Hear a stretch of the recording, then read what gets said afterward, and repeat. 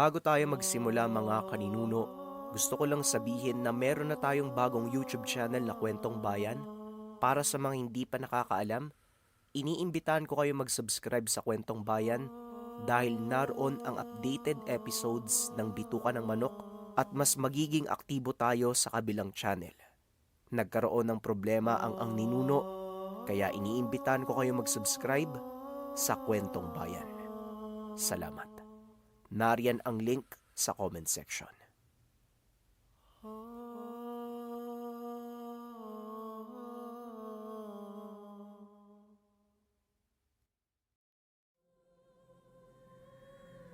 Ang kwentong ito ay hango sa totoong buhay. Karanasan ito ng isa sa ating mga kaninuno na itago na lang natin sa pangalang Tabyo. Walang eksaktong taon. Sa probinsya ng Iloilo. Mula sa isang kilalang pamilya ng aswang itong si Tabyo. Isa sa kinakatakutan sa lugar nila ay ang kanyang ama dahil sa pagpatay nito sa 10 taon ng mag-isa. Sa tuwing daraan sila sa kanilang kalye doon sa lugar, kaagad na pumapasok ang mga tao sa kani-kanilang mga tahanan dahil sa takot. Ngunit ang katotohanan sa likod ng ginawa ng kanyang ama, ipinagtanggol niya ang kanyang pamilya noon, pero hindi ito nakikita ng mga kabarangay nila. Sa halip ay hinusgahan sila at kinatakutan. Ulila na sa ina itong si Tabyo, at bilang panganay siya ang katuwang ng kanyang ama sa paghahanap buhay. Ang pinagkakakitaan nila ay pagtitinda ng mga gulay sa palengke. Inaangkat nila ito mula sa karatig bayan. At dahil sa trabaho nilang mag-ama ay madalas silang wala sa kanilang tahanan.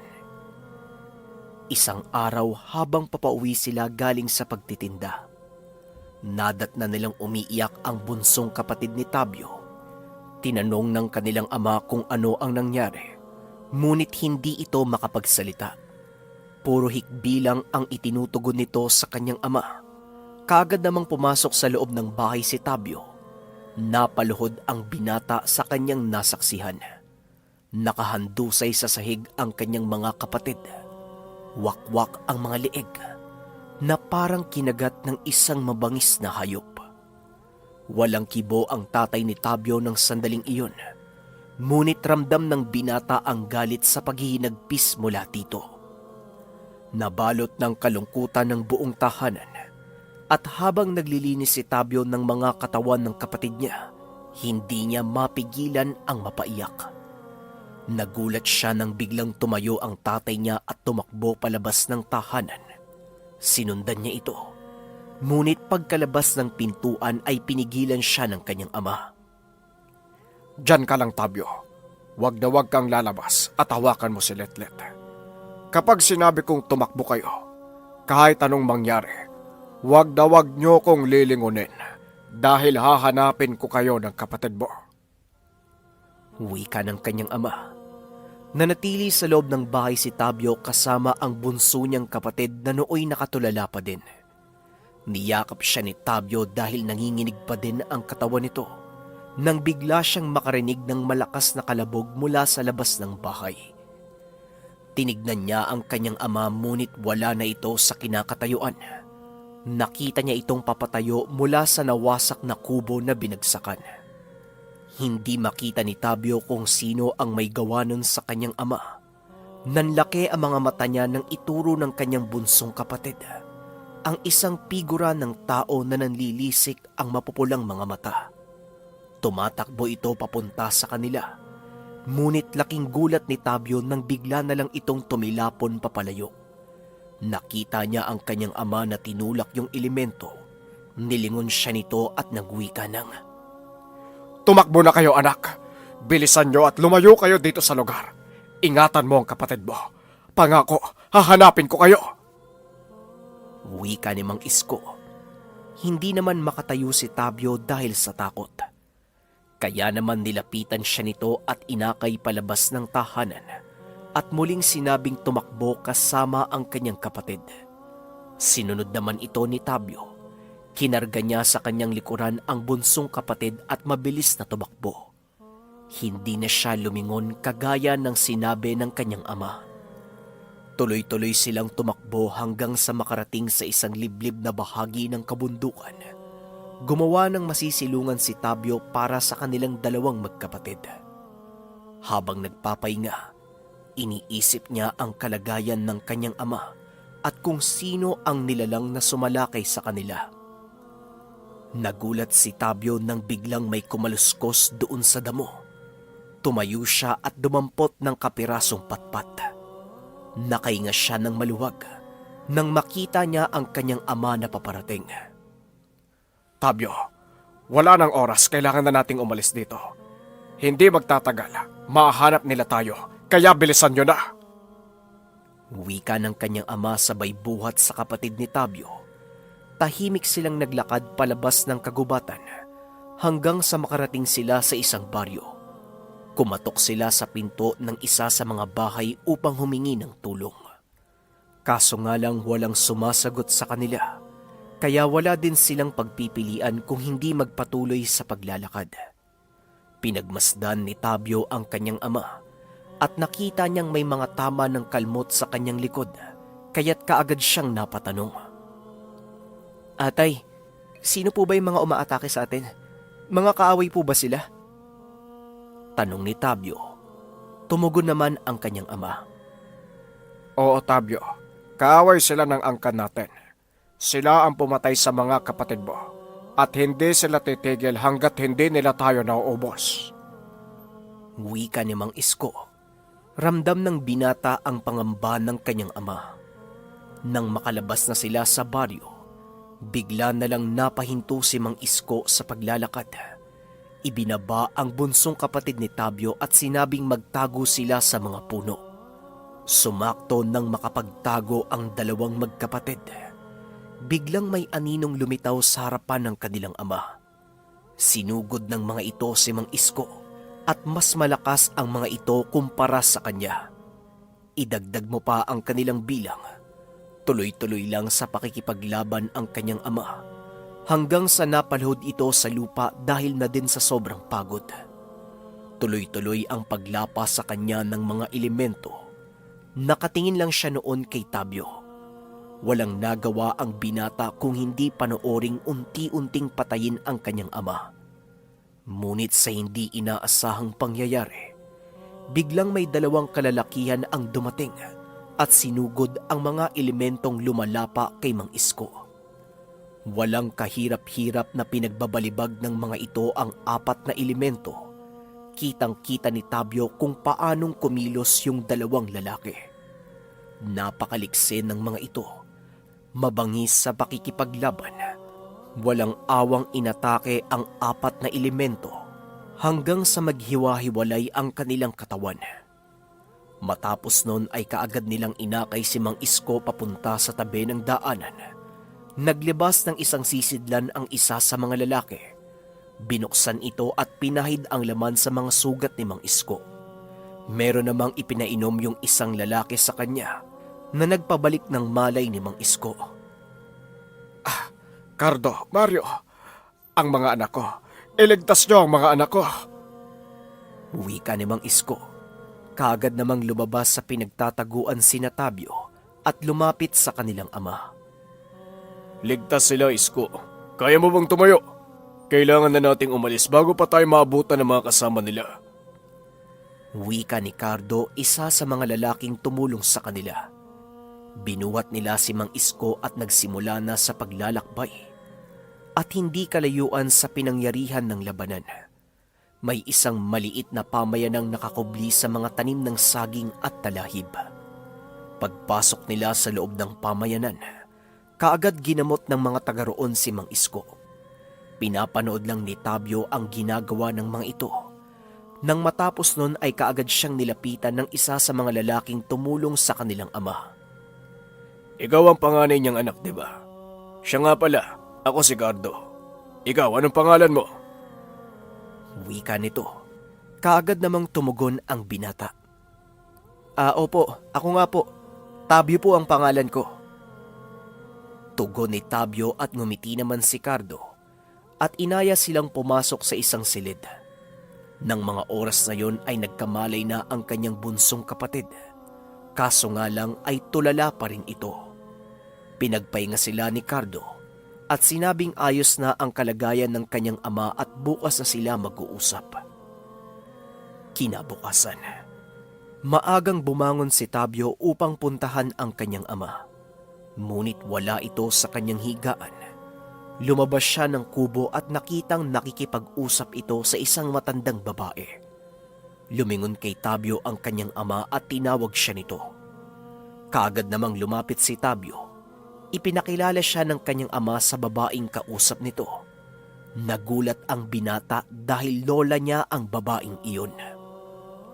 Tabyo anak, ipinapakilala ko sa iyo ang lola mo. Wika ni Mang Isko.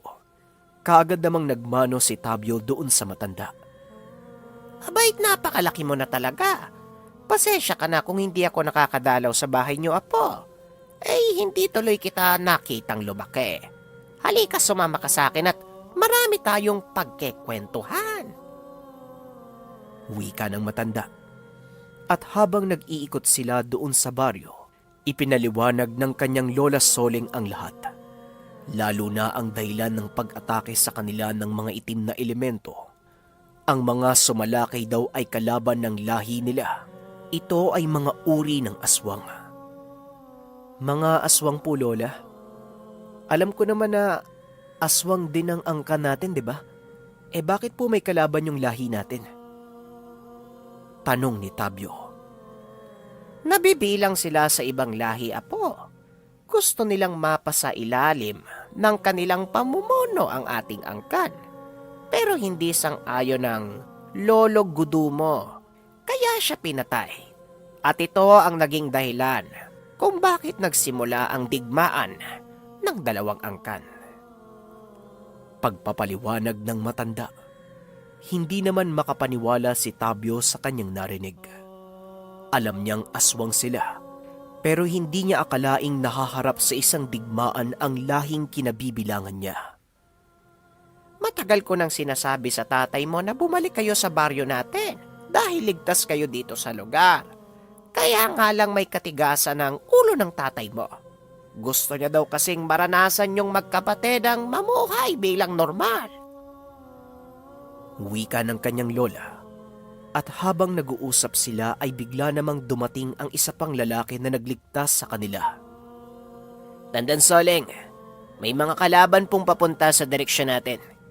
Hinala ko na sundan nila ang amoy ni Isko nung papunta kami dito sa lugar. Wika ni Mario. Kagad naman siyang inutusan ng matanda na ipagbigay alam ito sa lahat upang makapaghanda.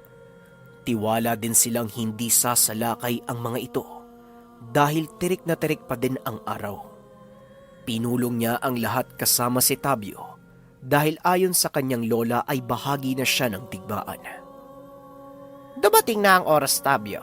Nasa wastong edad ka na para manahin ang kapangyarihan ng lolo mo. Halika't sumunod ka sa akin. Wika ng matanda. Pumasok sila sa isang kubo. Pinaupo siya ng matanda sa sahig. Pumasok ito sa kanyang silid at pagkalabas ng matanda, meron siyang dalang isang maliit na kahon. Inilapag niya ito sa harapan ni Tabyo at sinabing buksan ito. Pagbukas ni Tabyo, nakita niya ang isang itim na bato. Dinampot niya ito at itinapat sa liwanag.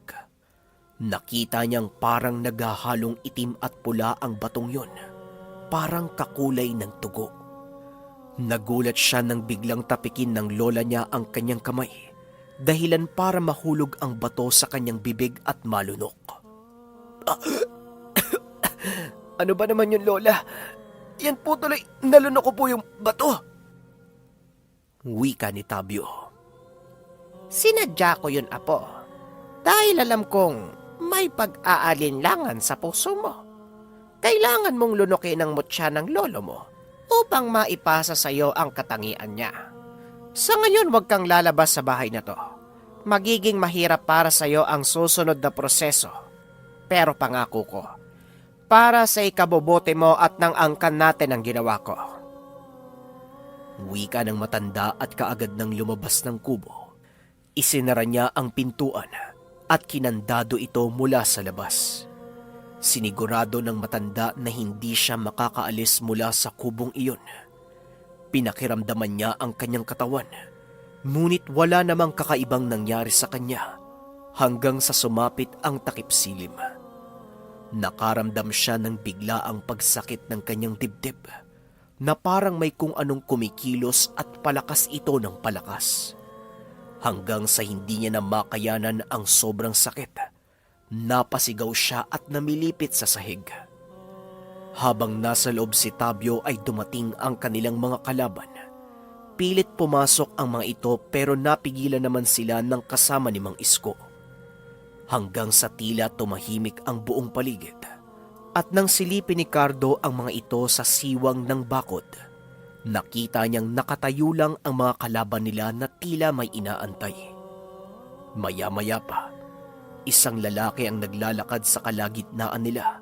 Sa isang kumpas ng kanyang kamay ay muling sumugod ang mga kalaban. Napakarami nila, Tandang Soling. Iilan lang sa atin ang kayang lumaban. Ipinapayo ko pong iligtas natin ang mga kabataan. Wika ni Cardo. Kaagad naman itong ipinag-utos ni Nanang Soling. Tanging naiwan lang ay mga kalalakihan. Matapos mailikas ang mga kabataan sa isang ligtas na lugar, sinalubong na nila ang mga kalaban. Cardo at Iska, protektahan yung dalawa ang kinaroroonan ni Tabyo. Hindi dapat maalintana ang unang pagpapalit niya ng anyo. Utos ni Lola Soling. Kaagad namang pinuntahan ni Mang Isko at Cardo ang kubo. Pinagmasdan nila ang mga kasamang nakikipaglaban. Kahit papaano ay nagagawa nilang mabawasan ang bilang ng kalaban. Ngunit napakadami pa din ng mga nag-aabang doon sa labas. Mukhang buong puwersa nila ang sumugod, Mang Isko. At kasama pa ang pinuno nila. Wika ni Cardo. Iisa lang ang pakay nila, Cardo. Ang mutya ng tatay ko, na ngayon nasa katawan ni Tabyo. Tugon ni Mang Isko. At sa kalagitnaan ng kanilang pag-uusap, biglang nasira ang isa sa mga bakod at tuluyan ang nakapasok ang mga kalaban. May iilang tumakbo papunta sa kanila. Sabay na nagpalit ng anyo si Cardo at Mang Isko.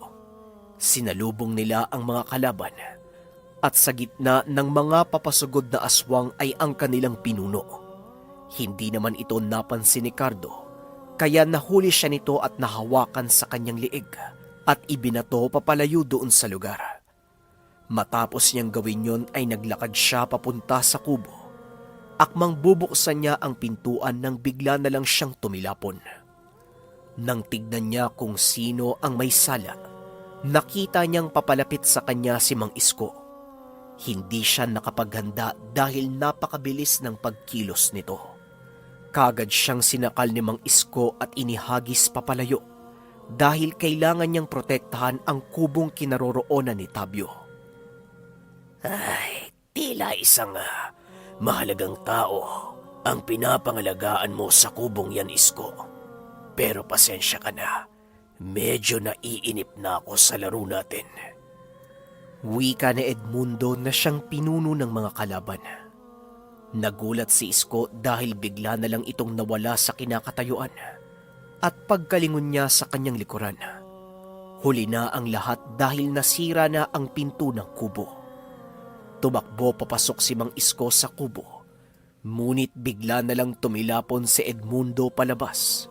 Kasunod niya ay isang napakalaking nilalang. Nanlilisik ang mga mata. Naglalabasan ang matatalas na pangil. Nang tumapat ito sa liwanag ng sulo, nakita ni Isko ang sirasin ng damit ng nilalang at dito niya napagtanto na ang kaharap niya ay ang anyong aswang ng kanyang anak. Walang awa nitong pinapatay ang bawat madaanan, mapakalaban o mapakakampi. Kaagad lumapit si Mang Isko kay Lola Soling at kinausap ito.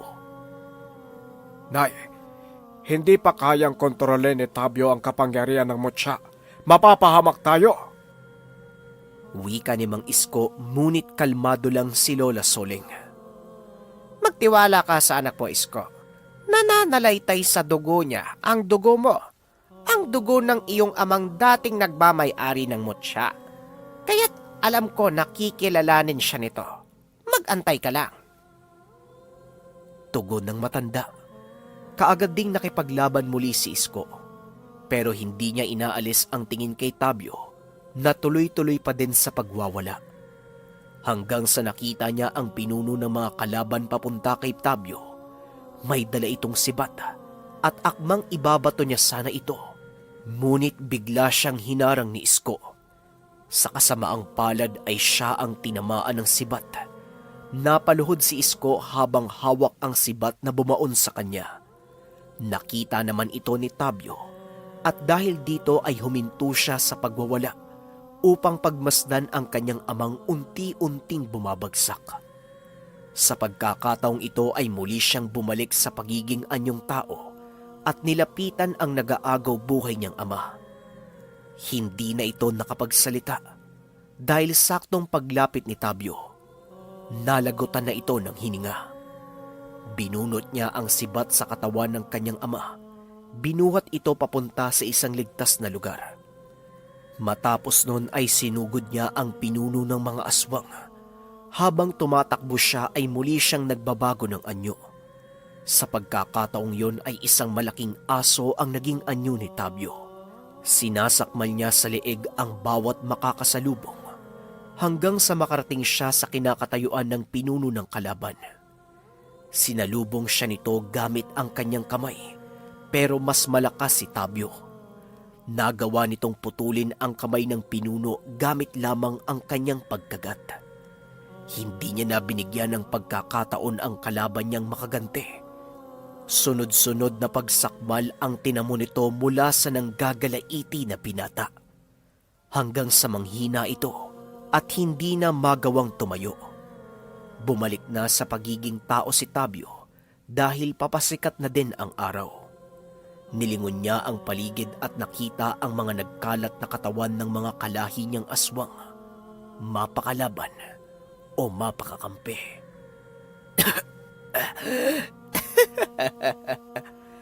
Mukhang ito na ang katapusan ko at ng aking lahi. Wika ni Edmundo habang tuloy-tuloy na bumubulwak ang dugo mula sa kanyang bibig. Sa pagkawala mo, babaguhin ko ang sinimulan mong baluktot. Sisikapin ko mapag-isa ang lahat ng lahi at mamuhay ng malaya nang walang kinakatakutan. Tugon ni Tabyo, sabay tarak ng sibat sa puso nito. Ilang buwan ang nakalipas matapos ng laban na yun. Unti-unting tinupad ni Tabyo ang sinabi niya. Kinausap niya ang lahat ng mga kapwa niya aswang. Mapakalahi o hindi. Ipinaliwanag niya ang iisang layunin para sa lahat ng aswang at hindi ito naging madali para sa kanya. Dahil ang ilan sa mga aswang ay naging masugid na tagasunod ni Edmundo at nabulag sila sa maling prinsipyo. Ngunit magpasaganon pa man, nagtagumpay pa rin si Tabyo sa kanyang prinsipyo at tuluyan niyang nawakasan ang digmaan ng mga aswang.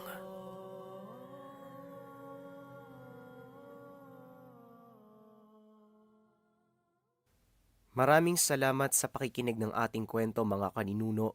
Muli, iniimbitahan ko kayo mag-subscribe sa kabila nating channel na Kwentong Bayan dahil naroon ang mga updated horror stories at doon tayo mas maraming upload.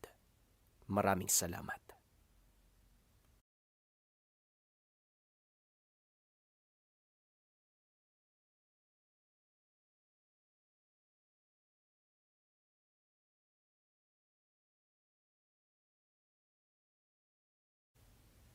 Ah.